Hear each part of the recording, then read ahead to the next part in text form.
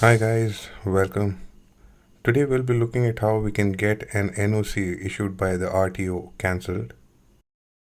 In case if you have received an NOC from an RTO and you want to get it cancelled for some reason, what you have to do is you have to visit the RTO to which the NOC is issued.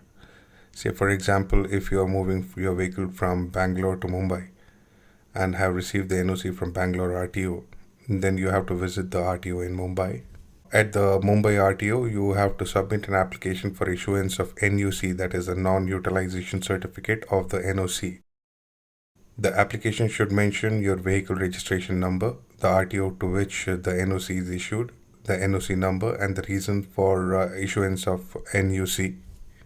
The RTO, after going through your application, will issue you a NUC or a non-utilization certificate. Once you receive the NUC, you have to approach the RTO which issued the NOC. Submit the application to the RTO which issued the NOC for cancellation of the NOC along with NUC, the original registration certificate of your vehicle, PUC certificate and a copy of valid insurance, original NOC and 2 copies of Form 28 which were given to you along with the NOC.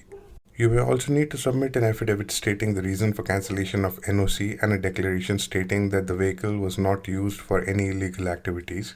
Also, you may be asked to submit the latest NOC from NCRB. Once you submit all the documents to the RTO along with the prescribed fees, the RTO will cancel the NOC and return the registration certificate, original PUC and insurance copy.